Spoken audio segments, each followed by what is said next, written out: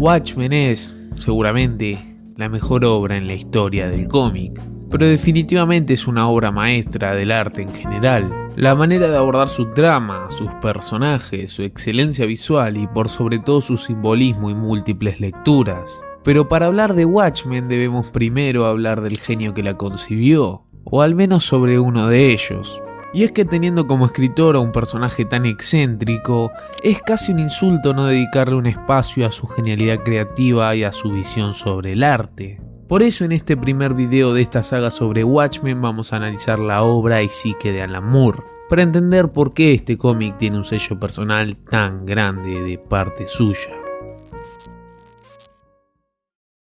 Esta historia comienza en Italia, en el siglo XVII. Esta época fue donde ocurrió el nacimiento del cómic, popularizado principalmente por las clases sociales menos favorecidas para demostrar su descontento, casi siempre en contra del gobierno. Eran tiras políticas dibujadas en cartones, de ahí surge el término cartoons.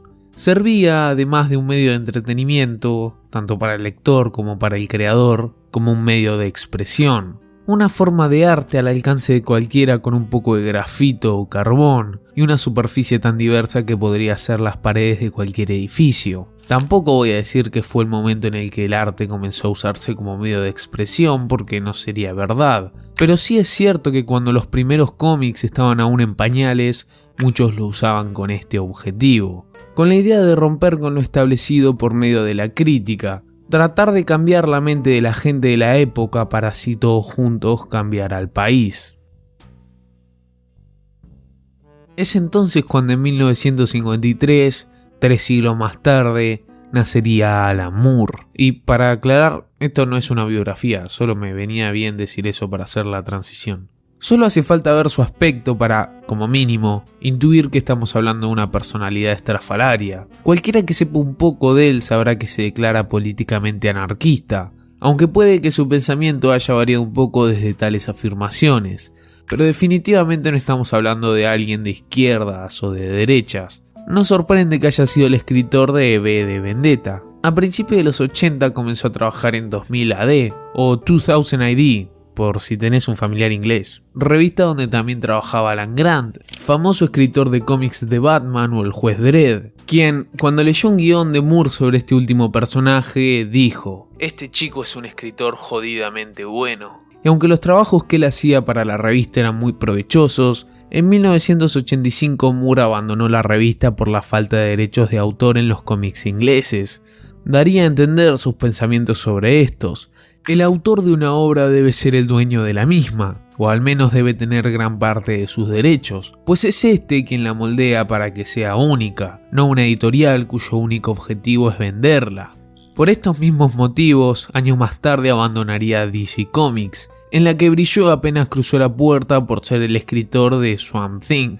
Swamp Thing, un cómic de monstruos destinado al fracaso. Y este tipo reinventó su fórmula y todo su mundo creando obras experimentales con tramas que abordaban problemáticas sociales, mezclándolas con terror y fantasía, convirtiendo la serie en una de las más vendidas por el tiempo en el que estuvo a cargo de ella. Y no solo eso, sino que también revivió muchos personajes mágicos y oscuros que estaban juntando polvo en las sucias y olvidadas bodegas de DC. Gracias a lo innovador que resultaban sus páginas, Swamp Thing comenzó a cosechar excelentes críticas, haciendo que DC incorporara en sus filas a más guionistas europeos, entre ellos Grant Morrison, también conocido por cómics de Batman, o Jamie Delano, escritor de los mejores cómics de Constantine. Sin Moore no tendríamos estas grandes historias.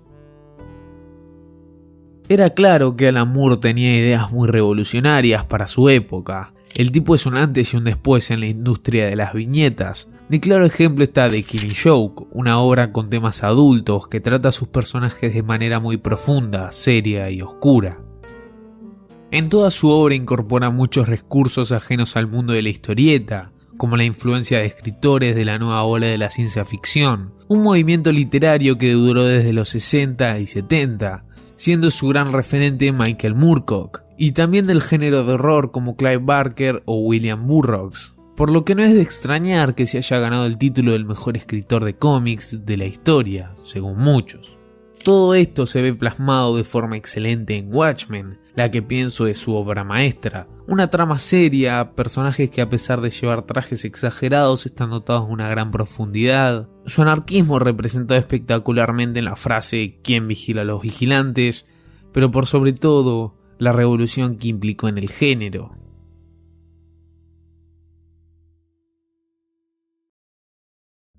Watchmen nació como una obra de encargo, ya que DC había comprado la editorial Charlton Comics y querían integrarlos al universo de Superman, Batman y todos los que conocemos. Pero como eran personajes antiguos, necesitaban una modernización, por lo que se le encomendó el proyecto a Alan Moore, quien rápidamente se dio cuenta que la historia que tenía planeada imposibilitaba el objetivo de DC, ya que uno de los personajes moriría al comienzo de la historia. Pero también sabía que estaban frente a algo grande, algo que Moore tenía pensado transformar en la Moby Dick de los superhéroes. No podían dejarlo escapar, así que el editor Dick Giordano le propuso tanto a Moore como a Gibbons, el dibujante, crear nuevos personajes basados en los originales hechos por Charlton, y hacer lo que quisiesen con ellos. Pero lo que pudo parecer una buena idea creó un problema. Y es que si Alan Moore tenía planeado hacer una obra donde los héroes estuviesen ambientados en un mundo realista, donde sus años dorados ya habían pasado, tenía que crear un universo desde cero, cosa que pudo lograr excelentemente gracias a fragmentos como los de la biografía del primer Night Owl, partes de entrevistas de Ozymandias o la ficha policial de Walter Kovacs, donde podemos conocer más el pasado de este universo, las ideologías e historia de los protagonistas, como de los personajes que no vemos mucho en el cómic. Esto es así porque Alan Moore quería dotar de realismo a la historieta, por eso la conexión con tantos sucesos que realmente ocurrieron y con otros que se modificaron. Porque es así la única manera de crear algo que rompa barreras, según el escritor. Para Moore, al igual que para esos desconocidos artistas del siglo XVII, los cómics y el arte en general deben ser provocadores, groseros, impactantes, deben cambiar al mundo, porque es el arte la herramienta que tenemos para crear la contracultura, la única forma de criticar la cultura. Según él, necesitamos la contracultura para que nuestra cultura ordinaria no se estanque. En una entrevista, Moore dijo que en 2016, 6 de las 12 películas más taquilleras eran películas de superhéroes, lo que suponía una muy mala noticia para la cultura, ya que si tenemos esta infantilización de la sociedad, si tenemos este rechazo a crecer, ese rechazo a las responsabilidades del mundo real del que formamos parte, significa que no queremos aceptar que somos la generación a cargo del planeta. Lo evadimos pensando en esas fantasías de poder, lo que Moore ve como un comportamiento peligroso e incluso tóxico, que realmente dañan a la cultura y a la imaginación humana. Y es que Alan Moore puede parecer ese típico viejo que con una cerveza en la mano y un cigarrillo en la otra, critica a la sociedad moderna como lo hacía Sócrates en el siglo IV a.C., diciendo esa característica frase de "antes todo era mejor", pero en realidad es alguien que busca constantemente romper con lo establecido, dudar en lo que creemos, y esto se logra por medio del arte. If art doesn't surprise you, then all it is doing is reassuring you and reconfirming your prejudices. Porque con el arte evolucionamos como humanidad casi tanto como lo hacemos con la ciencia, y es por eso que debe ser llevado de manera adulta y seria, de manera real. Si la cultura popular nos dice que todo está bien, como lo hace ahora, que nuestra forma de pensar y de ver el mundo está bien, no evolucionaremos ni creceremos como personas.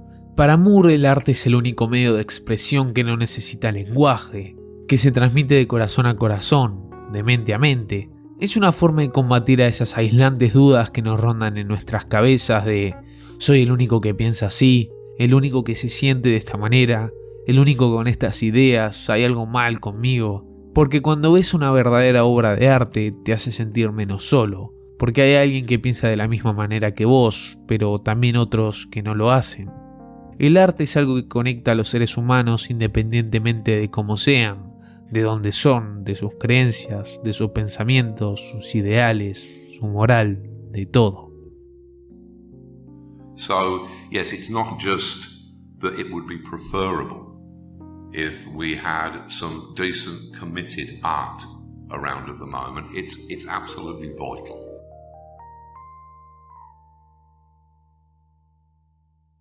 Espero que les haya gustado este pequeño repaso y análisis de la obra de Alan Moore, pero recordemos que no es el único quien creó esta pieza de arte llamada Watchmen, por lo que en el video de la próxima semana veremos cómo Dave Gibbons estructura las viñetas de las páginas, el diseño de los personajes y de las ilustraciones. Y para estar más al tanto pueden seguirme en mi Twitter o suscribirse al canal.